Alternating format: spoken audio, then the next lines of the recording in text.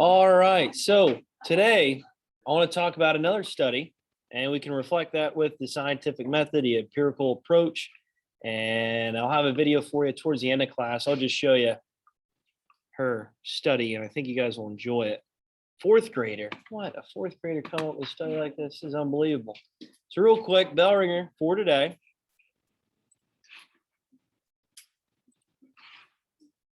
Thing going here. There it is. Bell ringer for today. We got describe what the clever Hans effect is. Detail how Funks disproved von Austin's horse from answering math. So there you go. There you go. Clever Hans. That's who we talked about yesterday. Today we'll talk about Emily Rosa's experiment, and we'll relate it to the scientific method, this empirical approach.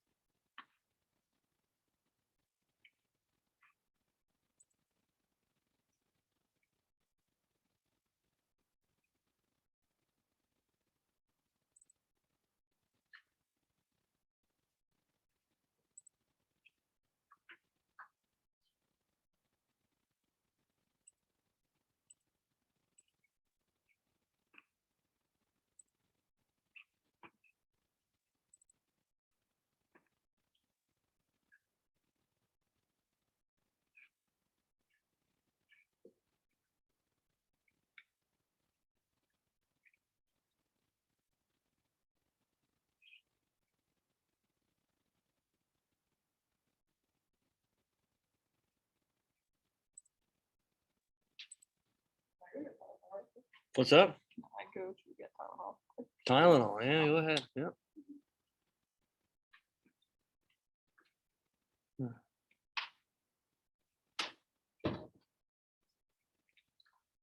All right, so let's go over this real quick. Describe the clever Hans effect. Detail how Funks disproved von Austin's horse from answering math.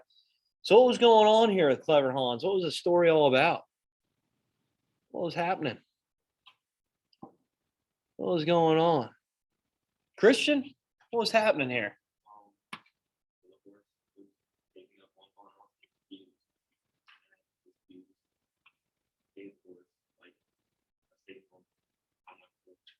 Okay. Yeah. Good job. Good job. So, in all reality, could clever Hans actually do math? No, no. It was just really just picking up on facial cues, and it was kind of amazing though that the horse could pick up on those facial cues, though, right? Yeah, he's conditioned to, tap his hoof every single time that Von Austin would raise his eyebrows or make a facial feature, or well, move a facial feature, and that's how he answered these questions. And what did Funks try to do? Who was Funks?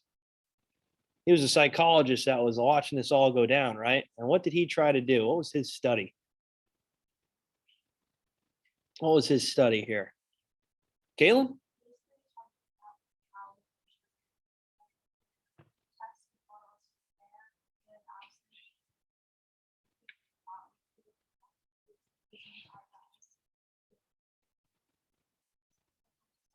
Yeah, yeah, good job, good job. So, with Funks, if you had to come up with a hypothesis to try to disprove Clever Hans doing math, what would you say? What would you say? What would your hypothesis be?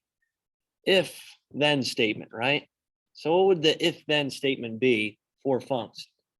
What do we think? Allie, what do you think?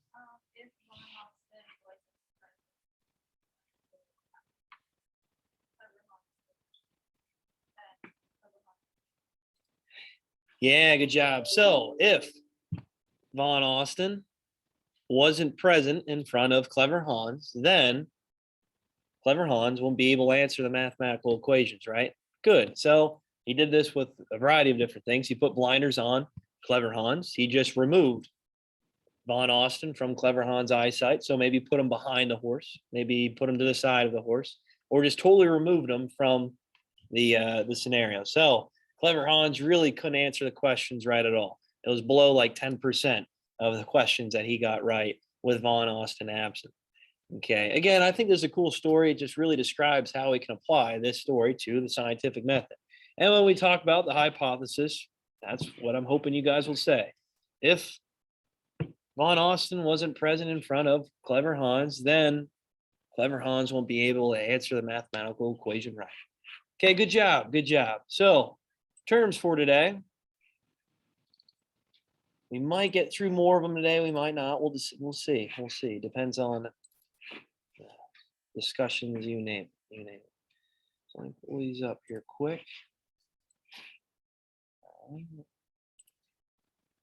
Some of these terms you should already know.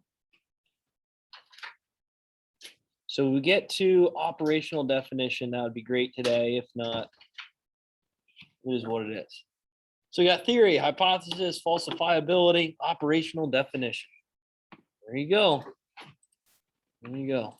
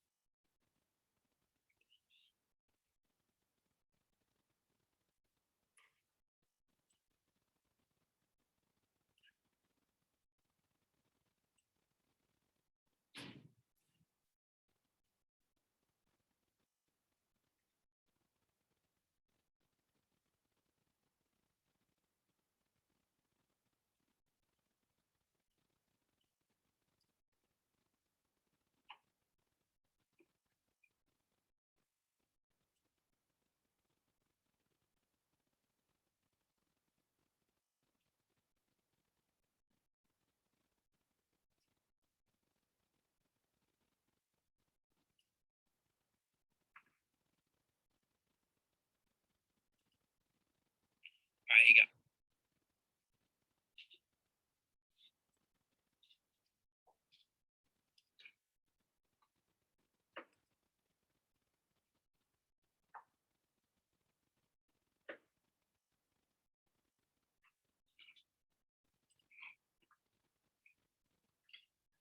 All right, so theory, what do we got? What's a theory? What's a theory? What we have for theory? Parker, what do you got for theory? Yeah, good job, good job. So we talked about the theory of evolution quite a bit, right? How we evolved to survive in our environment, strongest will survive, survival of the fittest, you name it. Good job. So this is an explanation, right? This is an explanation that we can try to prove something or explain something. Good. Hypothesis. What do we have? Allison, what do you got for hypothesis? An educated guess. Good job. So an if-then statement, right? An if-then statement. So again, we talked about von Austin or Funk's hypothesis. If we remove von Austin from Clever Hans's eyesight, then most likely Clever Hans won't be able to answer question right. Good, good. Falsifiability. What's that? Kiara, what's falsifiability? Yeah, good job. So when you're going through the scientific method, there has to be a possibility that this experiment could prove your hypothesis to be incorrect, right? All studies need to have some sort of falsifiability involved with their study in order for it to be proven, in order to be obviously explored, to be a statement, a theory. Good job, good job. So through experimentation, the study, the hypothesis has to be shown that it could be false, that the variables could prove your hypothesis to be a failed hypothesis, right? All right, operational definition. Last one here. What do we have? What do we got? Operational definition. Brittany, what do you have? You didn't finish that one? Still working? Christian, what do you got?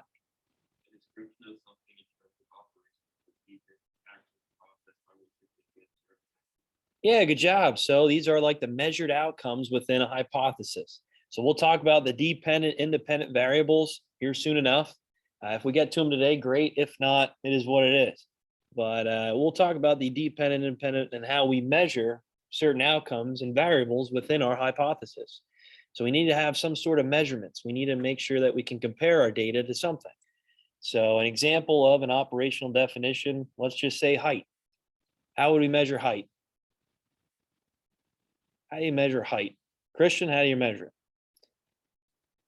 Feet, inches, right? Yeah, feet or inches. So we need to make sure we can explain our hypothesis. I'm not too high. I'm not too tall here, so you don't have to explain too much with feet and inches, right? I'm just kidding. I'm just kidding. All right, so moving on here. So like I said, I want to talk about Emily Rose's experiment and how we can relate that to the scientific method. Let me pull this up. We get to it today, I'll show you a video of her experiment and just how we can relate it to a little bit more to the scientific method. I think you'll enjoy it. So Emily Rosa, fourth grader, she was trying to disprove therapeutic touch. What is therapeutic touch? Does anybody know? Therapeutic touch. Kiara, do you know? Want to give an educated guess?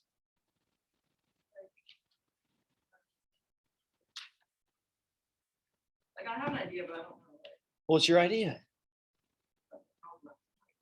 You don't know how to explain it. You don't know how to give an operational definition to it.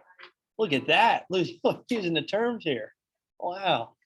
All right. So therapeutic touch is really just how we relieve stress, pain, anxiety from someone, and by really using touch, using or force to pull out these unwanted feelings of pain, of misery. So therapeutic touch in some cases is a last resort for some people.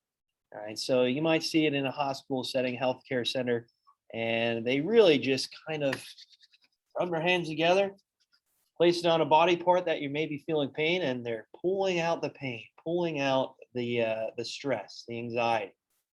Obviously, does that really work? No. All right, no. So with Emily Rose's experiment, she's trying her best to try to disprove therapeutic touch of being a respected science of being respective. I guess you say applied science, okay, and ability to relieve stress.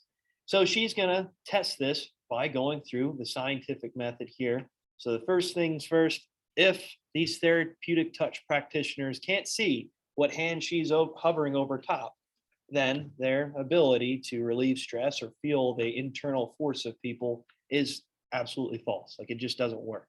Okay. So we'll talk about her study a little bit more in detail as we're moving through the scientific method. Again, if we have some time at the end of class, I'll show you the video of her study and really how she just pretty much takes the jobs away for some people that are in this therapeutic touch practitioner job career.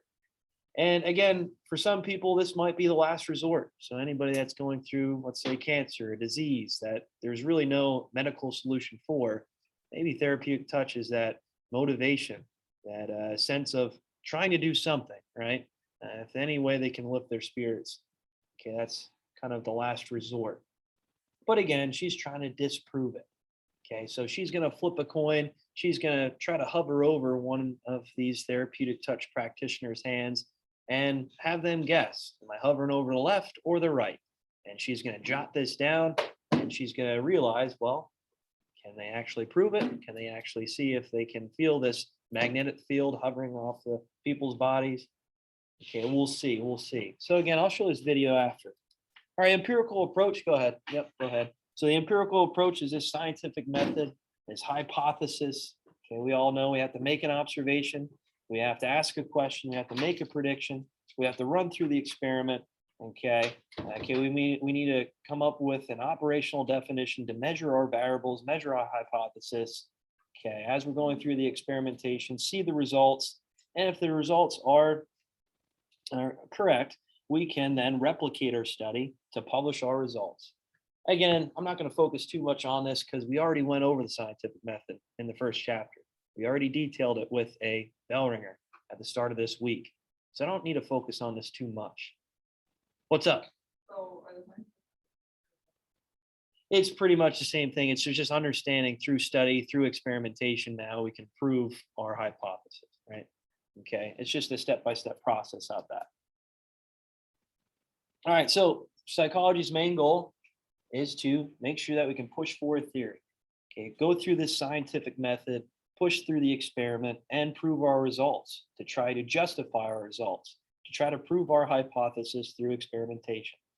Like with funks, if you remove Clever Hans from the if you remove Von Austin from Clever Hans's eyesight, then well, Clever Hans can't get the answer right. Emily Rosa, if the therapeutic touch practitioner can't see what hand I'm hovering over top of, then they can't sense the magnetic field pushing off of people's bodies, disproving that therapeutic touch actually works. All right, so again, through their experimentation, through their results, they're going to try to push their hypothesis to become a theory, to become a proven statement, a proven study.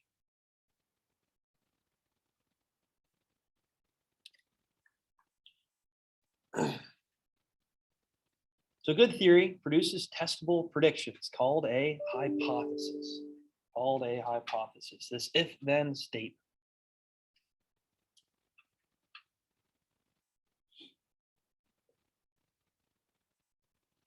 So I know I talked about some theories like the evolutionary theory already, and how the survival of the fittest is natural selection, strongest will survive, and how we can apply this to the environment, how organisms survive in their environment, and how other sociologists explain this to countries emerging as world powers through the late 1800s.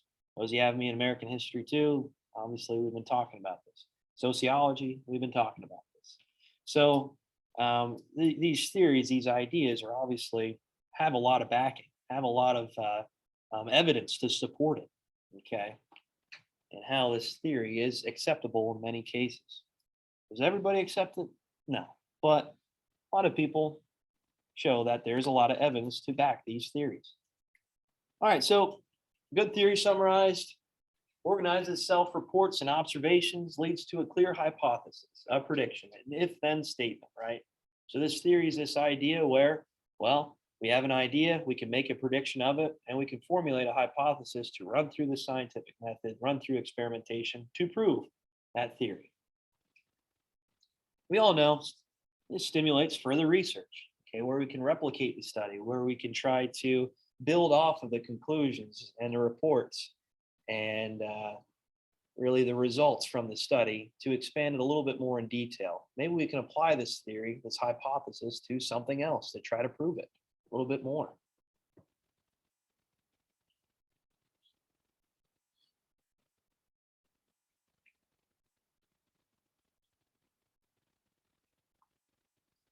So again, this is where we are asking a question. This is where we are making that observation, asking a question, and making a prediction. Okay, so this prediction obviously follows suit with a hypothesis. And what's that goal again? The 4 goals of psych, that falls under what? Description. Okay, description. The next step, we all know, is a hypothesis. We formulate that hypothesis, that if-then statement. Okay, that if-then statement. We all know with prediction and then explanation, how we're going to try to explain our study, how we're going to try to prove our study to be worthwhile to go through experimentation. So this if-then statement, we all know with Funk's, okay, I already described that quite a bit with Clever Hans and Von Austin. Remove Von Austin from Clever Hans' eyesight, then he can't answer the questions, okay, correctly. Emily Rosa, if the therapeutic touch practitioners can't see what hand I'm hovering over top of, then they can't guess, right? Okay, they can't feel the magnetic field. They try to disprove their studies, right? And she does that by putting a cardboard piece in front of the therapeutic touch practitioner and herself. Well, if they can't see what hand I'm hovering over top of, then they're going to get it wrong, right? They're not going to be able to feel this magnetic field, okay, to help relieve stress, anxiety, or pain. All right, so where does falsifiability fall into? Well, we need to make sure our tests, our experiments go through this falsifiability. Okay, our tests, our experiments need to prove that our hypothesis could be false, could be, it resulted in a negative form where we might have to adjust our hypothesis, maybe adjust our experiment, adjust our variables. Okay, so falsifiability just means that through experimentation, our hypothesis could be wrong. Right? It needs to show that it could be disproven. Right? We just can't roll through scientific method and expect our experiment to prove our results, prove our hypothesis every single time. That doesn't happen. That doesn't happen. So falsifiability is just this idea where, our experiment could prove our hypothesis to be incorrect. Right? And how are we going to test that? Well, through experimentation. Through experimentation. So this part here, a theory cannot be considered scientific if it does not admit the possibility of being shown false. Pretty self-explanatory, right? We can't prove our hypothesis without experimentation, and falsifiability shows that, well, even through experimentation, it could show our hypothesis to be incorrect, to be false. All right, so real quick, operational definition. So operational definition is just how we explain our hypothesis, how we use the detail account for every variable that is expressed, that is shown, right? And I know I went through some example with height. How do we examine, how do we measure height? Well, with feet and inches. That's how we measure, okay? There's other examples that you can come up with. Maybe with anxiety, how do we measure anxiety? How do we do it? Maybe a stress test, right? Maybe, I don't know. Kiara, how would you measure stress? How would you measure anxiety? Maybe blood pressure, right? Heartbeat per minute. Okay, yeah. Maybe if our heart rate is elevated, we are going through a significant amount of stress or anxiety. Okay, that we can obviously result with our blood pressure rising.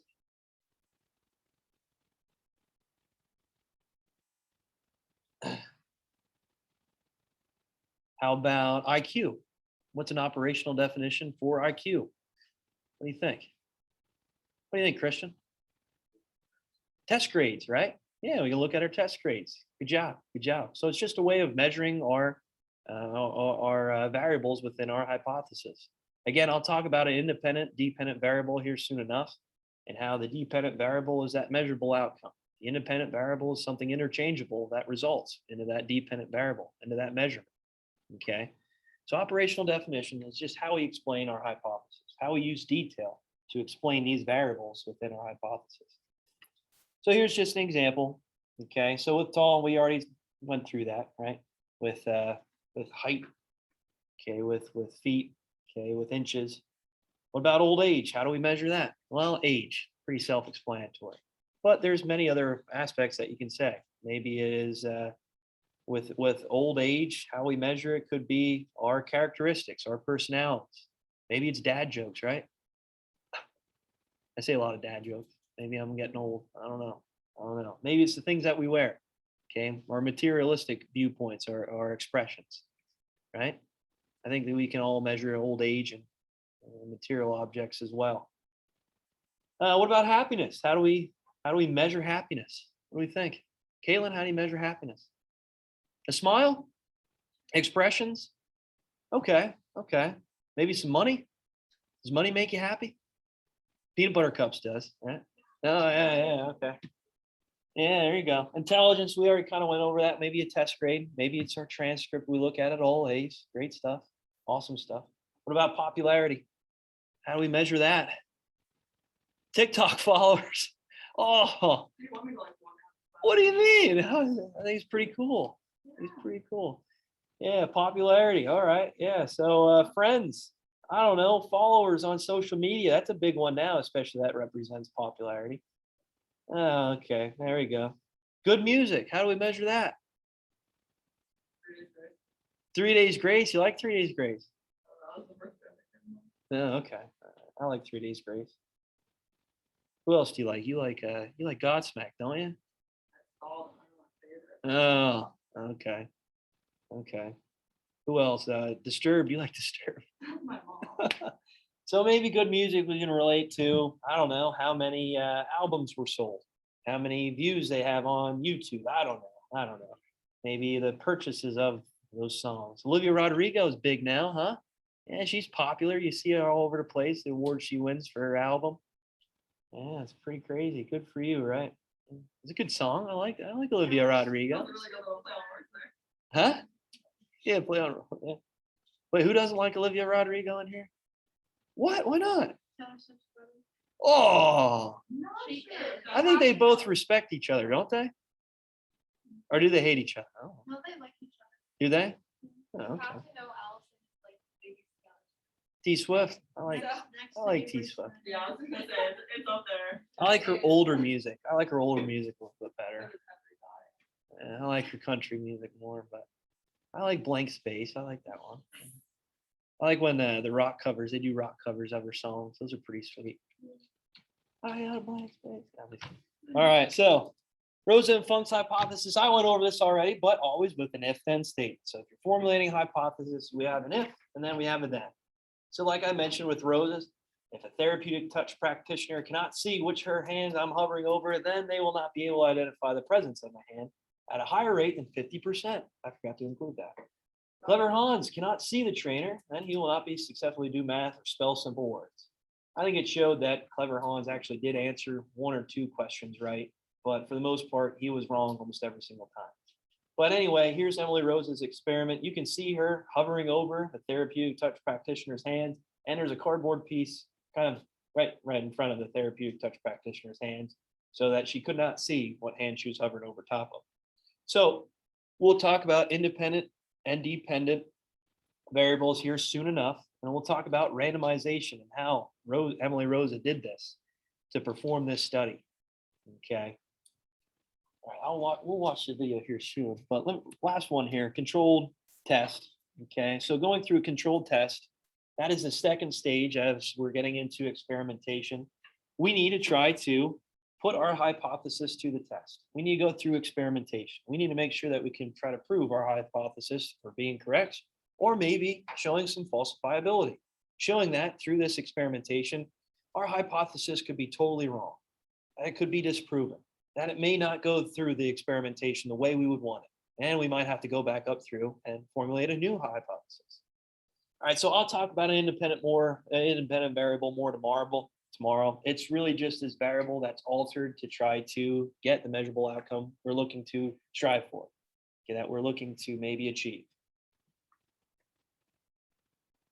All right, so perform a controlled test. A hypothesis must undergo a rigorous test before it will be accepted as a legitimate theory. It must go through experimentation. And again, I'll talk about this more in detail tomorrow. All right, that's all I got.